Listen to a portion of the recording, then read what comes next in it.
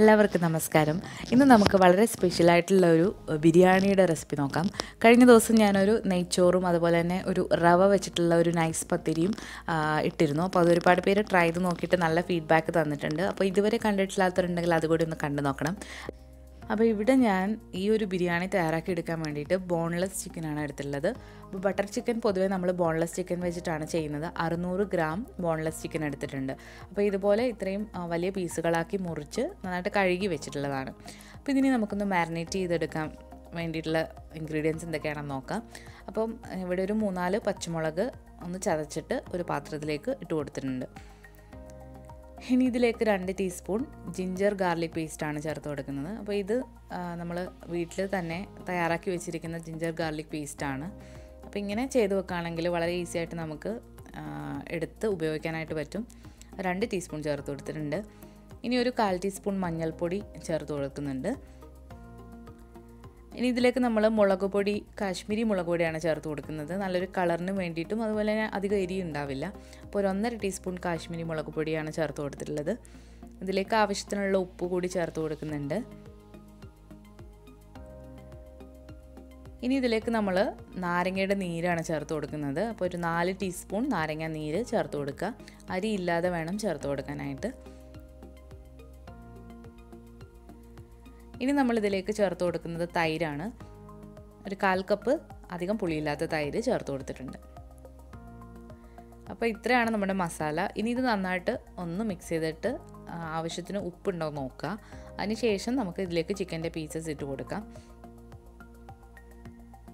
അപ്പോൾ ആവശ്യത്തിന് ഉപ്പുണ്ട്. അപ്പോൾ നമ്മൾ ഈ ചിക്കൻ്റെ കഷ്ണങ്ങൾ ഇതിലേക്ക് ഇട്ട് കൊടുത്തിട്ട് ഇത് നന്നായിട്ടൊന്ന് പുരട്ടി ഒരു അരമണിക്കൂറെങ്കിലും മിനിമം ഒന്ന് മാറ്റി വെക്കണം. അപ്പോൾ ഓവർനൈറ്റ് ഒക്കെ വെക്കുകയാണെങ്കിൽ ഒന്നുകൂടെ നല്ലതാണ്.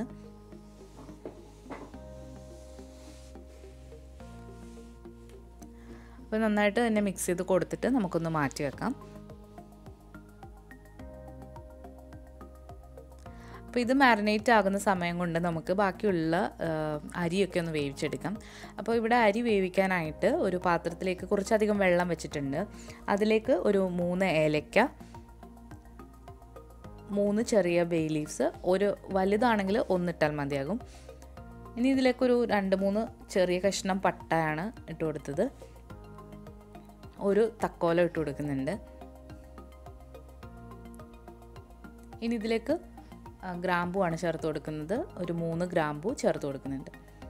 അപ്പോൾ ഇതെല്ലാം കൂടി ചേർത്തിട്ട് ഇതിലേക്ക് ആവശ്യത്തിനുള്ള ഉപ്പ് കൂടി നമ്മളിത് ചേർത്ത് കൊടുക്കണം. ഉപ്പ് ചേർത്ത് കൊടുക്കുമ്പോൾ കുറച്ചൊന്ന് മുന്നിട്ട് നിൽക്കണം.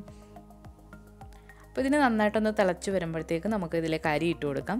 അപ്പോൾ ഞാനിവിടെ 1.5 കപ്പ് ബസ്മതി അരിയാണ് എടുത്തിട്ടുള്ളത്. അപ്പോൾ നീളത്തിലുള്ള നല്ല അരി എടുക്കുക. അപ്പോൾ ഞാനിവിടെ കാലാർ എന്ന് പറഞ്ഞിട്ടുള്ള ഒരു ബ്രാൻഡിലെ അരിയാണ് എടുത്തിട്ടുള്ളത്. അപ്പോൾ ഇന്ത്യ ഗേറ്റോ ഏത് വേണമെങ്കിലും നിങ്ങൾക്ക് എടുക്കാവുന്നതാണ്. നല്ല ക്വാളിറ്റി ഉള്ള അരി നോക്കി എടുക്കുക. ഈ അരി കുതിർത്തൊന്നും വെച്ചിട്ടില്ല, കുതിർക്കാതെ ആണ് നമ്മളിതിലേക്ക് ചേർത്ത് കൊടുക്കുന്നത്. ഇത് സാധാരണ പച്ചരി പോലത്തെ ഉള്ള ബസ്മതി അരിയാണ്, സെല്ല റൈസ് അല്ല. അപ്പോൾ ഇനി ഇതിലേക്കൊരു 1/4 ടീസ്പൂൺ നെയ്യ് കൂടി ചേർത്ത് കൊടുക്കുകയാണ്. ഇത് വേണമെന്നുണ്ടെങ്കിൽ ചേർത്ത് കൊടുത്താൽ മതി, അല്ലെങ്കിലും അരി നന്നായിട്ട് തന്നെ വെന്ത് വരും. അപ്പോൾ നമ്മുടെ അരി ഇപ്പോൾ ഒരു 1/4 വേവ് ആയിട്ടുണ്ട്. ഫുൾ വേവ് ആകുന്നതിന് മുൻപായിട്ട് നമ്മളിത് ഒന്ന് ഊറ്റിയെടുക്കും. അപ്പോൾ ഈ ഒരു അരി നമ്മൾ ഒരെണ്ണം എടുത്തിട്ട് മുറിക്കുമ്പോൾ 2ആയിട്ട് മുറിഞ്ഞു വരണം, അതാണ് ഒരു പരുവം. അപ്പോൾ വളരെ പെട്ടെന്ന് തന്നെ ഇത് വെന്ത് കിട്ടും. അപ്പോൾ നിങ്ങൾ ഇത് ശ്രദ്ധിക്കുക. അപ്പോൾ ഇത് ഞാനിവിടെ ഊറ്റിയെടുത്തിട്ടുണ്ട്. അപ്പോൾ അരി ഒന്നിൽ തൊടാതെ തന്നെയാണ് കിടക്കുന്നത്. അപ്പോൾ മുഴുവനും വേവിക്കാതെ ഇതുപോലെ 1/4 ഭാഗം ഊറ്റിയെടുത്തിട്ടുണ്ട്. ഇനി നമുക്ക് ചിക്കൻ വേവിക്കാനായിട്ടൊരു പാത്രത്തിലേക്ക് കുറച്ച് വെജിറ്റബിൾ ഓയിലാണ് ഒഴിച്ചു കൊടുത്തിട്ടുള്ളത്. ഇനി ഇതിലേക്ക് നമ്മൾ നേരത്തെ പുരട്ടി വെച്ചിരിക്കുന്ന ചിക്കൻ്റെ കഷ്ണങ്ങൾ ഇട്ട് കൊടുത്തിട്ട് നന്നായിട്ടൊന്ന് വേവിച്ചെടുക്കാം. അപ്പോൾ വെള്ളമൊന്നും ചേർക്കാതെ നമ്മളിത് ഈ എണ്ണയിലിട്ടാണ് ഫ്രൈ ചെയ്ത് എടുക്കുന്നത്. അപ്പോൾ ചിക്കൻ്റെ കഷ്ണങ്ങളിൽ ആവശ്യത്തിന് വെള്ളം ഉണ്ടാകും. അപ്പോൾ കുറച്ച് കഴിയുമ്പോൾ ഇതിൽ നിന്ന് വെള്ളമൊക്കെ ഇതുപോലെ ഇറങ്ങി വരും. അപ്പോൾ ഈ വെള്ളമൊക്കെ വറ്റി നന്നായിട്ട് ഈ ചിക്കൻ ഒന്ന് കുക്ക് ചെയ്തെടുക്കണം. അപ്പോൾ നന്നായിട്ട് ഇളക്കി കൊടുത്തിട്ട് കുക്ക് ചെയ്തെടുക്കുക. അപ്പോൾ ചിക്കൻ്റെ ബ്രസ്റ്റ് ആയത് കാരണം പെട്ടെന്ന് തന്നെ ഇത് കുക്കായി കിട്ടും.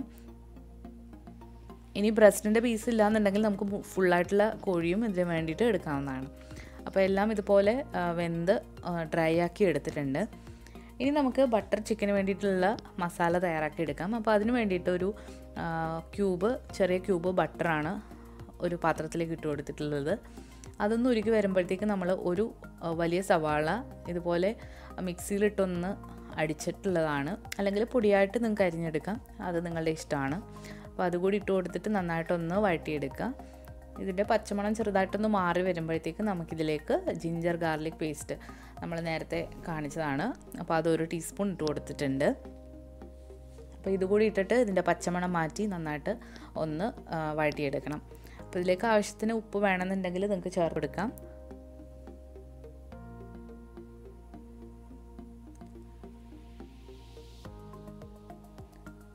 അപ്പോൾ ഇത് നന്നായിട്ട് വഴറ്റിയെടുക്കാനായിട്ട് ശ്രദ്ധിക്കാം.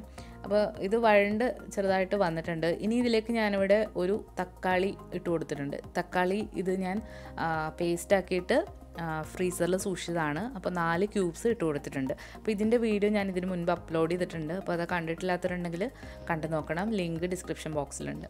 ഇനി ഇതിലേക്ക് 1.5 ടീസ്പൂൺ മുളക് പൊടി, 1 ടീസ്പൂൺ മല്ലിപ്പൊടി, 1/4 ടീസ്പൂൺ ഗരം മസാല കൂടി ചേർത്ത് കൊടുത്തിട്ടുണ്ട്. അപ്പോൾ ഇത് ബിരിയാണി മസാല ഒന്നും ചേർത്ത് കൊടുക്കണമെന്നില്ല, നമ്മുടെ സാധാരണ ഗരം മസാല ചേർത്ത് കൊടുത്താൽ മതി. അപ്പോൾ ഇതും കൂടി ചേർത്തിട്ട് ഇതിൻ്റെ പച്ചമണം നന്നായിട്ട് മാറ്റിയെടുക്കണം. അപ്പോൾ ഇത് അടച്ച് വെച്ചിട്ടാണ് നമ്മൾ ഇത് കുക്ക് ചെയ്തെടുക്കുന്നത്.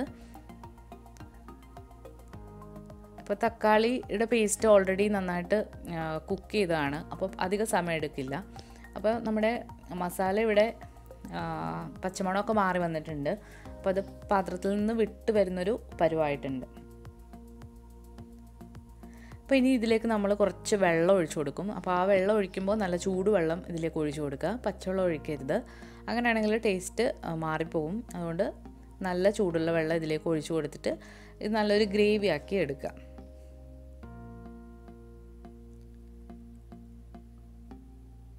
ഈ ഒരു മസാലയിലേക്ക് നമ്മൾ 1 കപ്പ് നല്ല ചൂടുള്ള വെള്ളമാണ് ഒഴിച്ചു കൊടുക്കുന്നത്. അപ്പോൾ നിങ്ങളുടെ ഗ്രേവിക്ക് അനുസരിച്ചിട്ട് വെള്ളം ഒഴിച്ചു കൊടുക്കുക. ഒരുപാട് വെള്ളം കൂടിപ്പോകരുത്, കാരണം നമ്മൾ ഈ ഒരു ചിക്കൻ മസാലയിലിട്ടാണ് ഇനി ബാക്കിയുള്ള അരി നമ്മൾ കുക്ക് ചെയ്ത് എടുക്കുന്നത്. അപ്പോൾ ഞാനിവിടെ 1 കപ്പിൻ്റെ പകുതി ഒഴിച്ചു കൊടുത്തിട്ടുണ്ട്. അപ്പോൾ ഇനി നോക്കിയിട്ട് നമുക്ക് ബാക്കി കൂടെ ചേർത്ത് കൊടുക്കാം. ഈ ഒരു ഗ്രേവി നന്നായിട്ട് തിളച്ച് വന്നു കഴിഞ്ഞാൽ ഇതിലേക്ക് നമ്മൾ ഉലുവയുടെ ഇല ഉണങ്ങിയതാണ്, കസൂരി മേത്തി എന്ന് പറയും. അപ്പോൾ അത് നമുക്ക് കടകളിൽ വാങ്ങാനായിട്ട് കിട്ടും. ഇത് ചേർക്കുമ്പോഴാണ് ഈ ബട്ടർ ചിക്കന് നല്ലൊരു ടേസ്റ്റ് വരുന്നത്. അപ്പോൾ കസൂരി മേത്തി കൂടി ചേർത്ത് കൊടുത്തിട്ടുണ്ട്. അപ്പോൾ ഈ ഒരു ബിരിയാണിയിൽ ഞാൻ പുതിനയിലയും മല്ലിയിലയും ചേർക്കുന്നില്ല, പകരം ഈ കസൂരി മേത്തിയാണ് ചേർത്ത് കൊടുക്കുന്നത്. അപ്പോൾ പുതിനയില മല്ലിയില വേണമെന്നുണ്ടെങ്കിൽ നിങ്ങൾക്ക് ഇതിന് പകരം ചേർത്ത് കൊടുക്കാം. അപ്പോൾ ശരിക്കുള്ള ബട്ടർ ചിക്കൻ്റെ ടേസ്റ്റ് വരണമെങ്കിൽ ഈ ഒരു കസൂരി മേത്തി തന്നെ ചേർത്ത് കൊടുക്കണം. അപ്പോൾ നിങ്ങളുടെ കയ്യിലുള്ള സാധനങ്ങൾ വെച്ചിട്ട് നിങ്ങൾക്ക് മോഡിഫൈ ചെയ്യാവുന്നതാണ്. അപ്പോൾ ഈ ഗ്രേവി നന്നായിട്ട് തിളച്ച് വന്നിട്ടുണ്ട്. ഇനി ഇതിലേക്ക് കുറച്ച് ക്രീം ഒന്നിട്ട് കൊടുക്കുകയാണ്. ഇത് ഓപ്ഷണലാണ്, നിങ്ങൾക്ക് കയ്യിലുണ്ടെങ്കിൽ മാത്രം ചേർത്ത് കൊടുക്കുക. ഞാനിവിടെ ഒരു 2 ടീസ്പൂൺ നല്ല ക്രീം ചേർത്ത് കൊടുക്കുന്നുണ്ട്. 2-3 ടീസ്പൂൺ ചേർത്ത് കൊടുക്കാം. അതുകൂടി ചേർത്തിട്ട് ഈ ഗ്രേവി നന്നായിട്ടൊന്ന് തിളപ്പിച്ചെടുക്കണം. ഇനി ഈ ഗ്രേവി നമ്മൾ നേരത്തെ ഒന്ന് റോസ്റ്റ് ചെയ്ത് വെച്ചിരിക്കുന്ന ചിക്കനിലേക്ക് ചേർത്ത് കൊടുത്തിട്ട് നന്നായിട്ടൊന്ന് തിളപ്പിച്ചെടുക്കാൻ പോവാണ്. അപ്പോൾ ചിക്കൻ ഇവിടെ ഈ ഒരു പാത്രത്തിലാണ് ഞാനിപ്പോൾ എടുത്തിട്ടുള്ളത്. അപ്പോൾ അതിലേക്ക് തന്നെ ആണ് നമ്മൾ ബിരിയാണി ദം ചെയ്യാൻ പോകുന്നത്. അപ്പോൾ അതിനനുസരിച്ചുള്ള പാത്രം നിങ്ങൾ എടുക്കാനായിട്ട് ശ്രദ്ധിക്കുക. അപ്പോൾ ഈ ഒരു പാത്രത്തിൽ കൊള്ളാവുന്ന റൈസാണ് ഞാൻ എടുത്തിട്ടുള്ളത്. അപ്പോൾ നമ്മൾ ഈ ഗ്രേവി ഈ ഒരു ചിക്കൻ്റെ കഷ്ണങ്ങളിലേക്ക് ഇട്ട് കൊടുത്തതിന് ശേഷം നന്നായിട്ടൊന്ന് ഇളക്കി കൊടുക്കുകയാണ്. ഇനി നിങ്ങൾക്ക് ഈ ഒരു സമയത്ത് വെള്ളം വേണമെന്നുണ്ടെങ്കിൽ കുറച്ചുകൂടെ ഒന്ന് ഇട്ട് കൊടുക്കാം. മൊത്തത്തിൽ ഞാനിവിടെ 1.25 കപ്പ് മുതൽ 1.5 കപ്പ് വരെ വെള്ളം ഈ ഒരു ഗ്രേവിയിലേക്ക് ചേർത്ത് കൊടുത്തിട്ടുണ്ട്. അപ്പോൾ ഈ ഒരു ഗ്രേവിയിൽ കിടന്നാണ് ഇനി ബാക്കി 1/4 ഭാഗം അരി വേകുന്നത്. അപ്പോൾ തീ ഒരു ലോ മീഡിയം ഫ്ലെയിമിലാണ് നമ്മളിപ്പോൾ ഇട്ടിട്ടുള്ളത്. തീ ഒരുപാട് കൂട്ടി വെക്കുകയാണെങ്കിൽ ഇത് കരിഞ്ഞു പോകാനുള്ള ചാൻസ് ഉണ്ട്. അപ്പോൾ ഈ ഒരു ഗ്രേവിയിലേക്ക് നമ്മൾ നേരത്തെ വേവിച്ച് വെച്ചിരിക്കുന്ന ചോറ് ഇതിൻ്റെ മുകളിലായിട്ട് ഇട്ട് കൊടുക്കുകയാണ്. അപ്പോൾ ഈ ഒരു ഗ്രേവിയിൽ കിടന്നാണ് ഇനി ബാക്കിയുള്ള 1/4 ഭാഗം ഈ ഒരു റൈസ് വേവാനായിട്ട് പോകുന്നത്. അപ്പോൾ ഈ ഒരു സ്റ്റെപ്പ് നിങ്ങൾക്ക് സ്റ്റൗ ടോപ്പിന് മുകളിൽ ചെയ്യാം, അതുപോലെ തന്നെ ഓവൻ ഉണ്ടെങ്കിൽ അങ്ങനെയും ചെയ്തെടുക്കാവുന്നതാണ്. അപ്പോൾ ഞാനിവിടെ സ്റ്റൗവിൽ തന്നെയാണ് വെക്കുന്നത്. അപ്പോൾ തീ കുറച്ചിട്ടിട്ട് നമ്മളിത് ഒന്ന് ദം ചെയ്തെടുക്കാനായിട്ട് പോവാണ്. അപ്പോൾ ഈ ഒരു രീതിയിൽ നമുക്ക് ബട്ടർ ചിക്കൻ ബിരിയാണി മാത്രമല്ല നിങ്ങൾക്ക് ഇഷ്ടമുള്ള രീതിയിൽ ചിക്കനോ മട്ടണോ ഏതാണെങ്കിലും ബിരിയാണി ചെയ്തെടുക്കാം. നല്ല പെർഫെക്റ്റ് ആയിട്ട് റൈസ് ദമ്മായി കിട്ടും. അതുപോലെ തന്നെ റൈസിലേക്ക് നല്ല ഫ്ലേവറൊക്കെ ഇറങ്ങിയിട്ട് നല്ല ടേസ്റ്റിലുള്ളൊരു ബിരിയാണിയാണ്. അപ്പോൾ നമ്മൾ സാധാരണ ലെയർ ചെയ്യുന്ന പോലെ ഒരുപാട് കഷ്ടപ്പാടൊന്നും ഇല്ല. അപ്പോൾ നമ്മൾ റൈസ് ഇതിൻ്റെ മുകളിലായിട്ട് ഇട്ട് കൊടുത്തിട്ടുണ്ട്. ഇനി ഈ ഒരു റൈസിന് നല്ലൊരു കളർ കിട്ടാൻ വേണ്ടിയിട്ട് നമ്മൾ കുറച്ച് മഞ്ഞൾപ്പൊടി പാലിൽ കലക്കിയിട്ട് ഇതിൻ്റെ മുകളിലായിട്ട് ഒഴിച്ചു കൊടുക്കുന്നുണ്ട്. അപ്പോൾ റൈസ് മഞ്ഞ കളറിലും വെള്ള കളറിലും കാണാൻ വേണ്ടിയിട്ട് ഒരു ഭംഗിക്കാണ്. ഇതിന് പകരം നിങ്ങൾക്ക് കുങ്കുമപ്പൂവും ചേർത്ത് കൊടുക്കാവുന്നതാണ്. അപ്പോൾ ഈ ഒരു മഞ്ഞൾപ്പൊടി കൂടി ഇട്ട് കൊടുത്തതിന് ശേഷം ഇതിലേക്ക് നമ്മളിനി ഉള്ളിയൊക്കെ ഫ്രൈ ചെയ്തിട്ട് ഇട്ട് കൊടുക്കാം.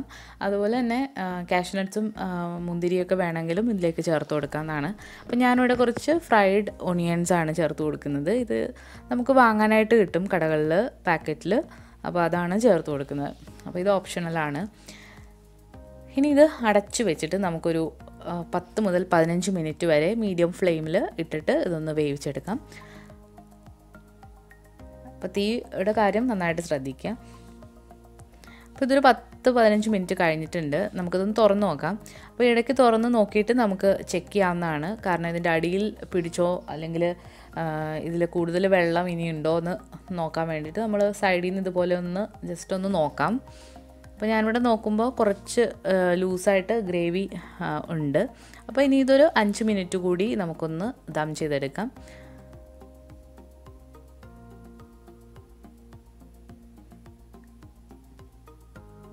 അപ്പോൾ 5 മിനിറ്റ് കൂടി ഇത് വേവിച്ചെടുക്കുമ്പോഴത്തേക്ക് ഈ ഒരു ബിരിയാണി നന്നായിട്ട് വെന്ത് നല്ല പരുവത്തിൽ വന്നിട്ടുണ്ടാകും. അപ്പോൾ ഇതിനെ അടച്ചു വെച്ചിട്ട് നമുക്കൊന്ന് നോക്കാം. അപ്പോൾ ഇതൊരു 5 മിനിറ്റ് കൂടി കഴിഞ്ഞിട്ടുണ്ട്. നമ്മുടെ ബട്ടർ ചിക്കൻ ബിരിയാണി ഇവിടെ റെഡി ആയിട്ടുണ്ട്. അപ്പോൾ കാണുമ്പോൾ തന്നെ അറിയാം നല്ല പെർഫെക്റ്റ് ആയിട്ട് റൈസ് കുക്കായി വന്നിട്ടുണ്ട്. അതുപോലെ തന്നെ ഈ ഒരു ചിക്കൻ്റെ ഗ്രേവി അതുപോലെ തന്നെ ചിക്കൻ്റെ ഫ്ലേവറൊക്കെ ഈ റൈസിലേക്ക് നന്നായിട്ട് വന്നിട്ടുള്ള ഒരു ബിരിയാണിയാണ്.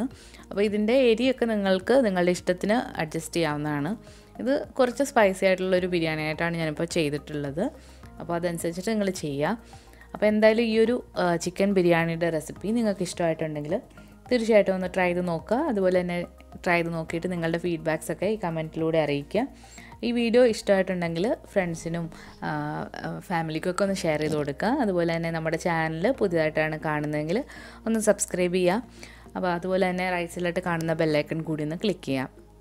പുതിയൊരു റെസിപ്പിയായിട്ട് വീണ്ടും വരുന്നതാണ്. താങ്ക്